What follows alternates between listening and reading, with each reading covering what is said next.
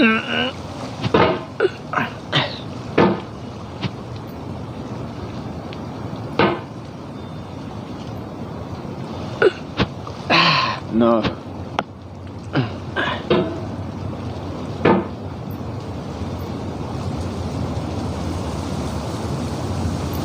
There's no feeling more intense than starting over.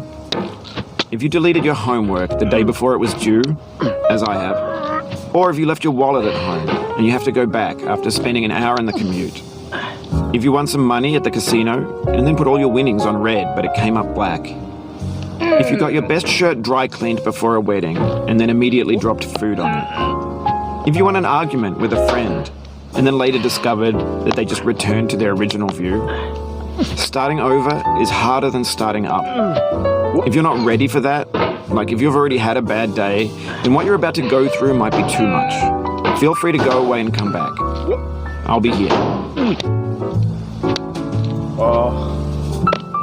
Alright, thanks for coming with me on this trip. I'll understand if you have to take a break at any point. Just find a safe place to stop and quit the game. And don't worry, I'll save your progress, always, even your mistakes. This game is a homage to a free game that came out in 2002 titled Sexy Hiking. The author of that game was Jazuo, a mysterious Czech designer who was known at the time as the father of B games. And B games are rough assemblages of found objects.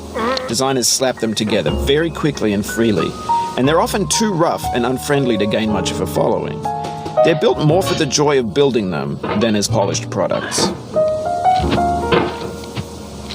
In a certain way, Sexy Hiking is the perfect embodiment of a B game.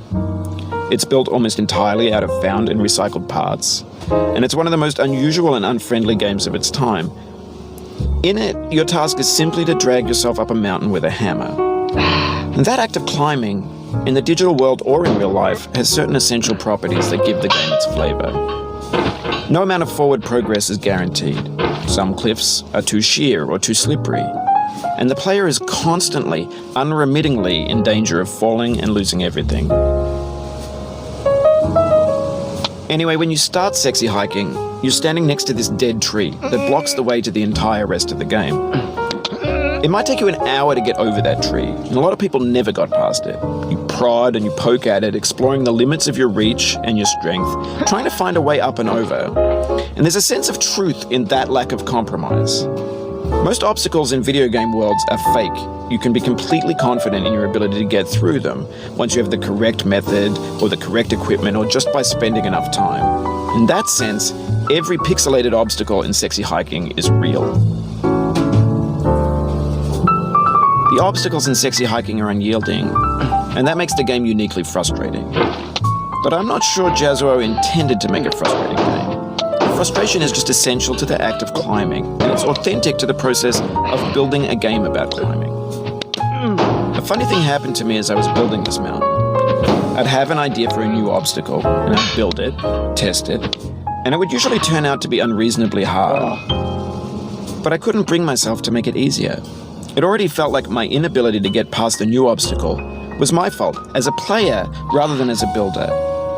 Imaginary mountains build themselves from our efforts to climb them, and it's our repeated attempts to reach the summit that turns those mountains into something real. When you're building a video game world, you're building with ideas, and that can be like working with quickset cement.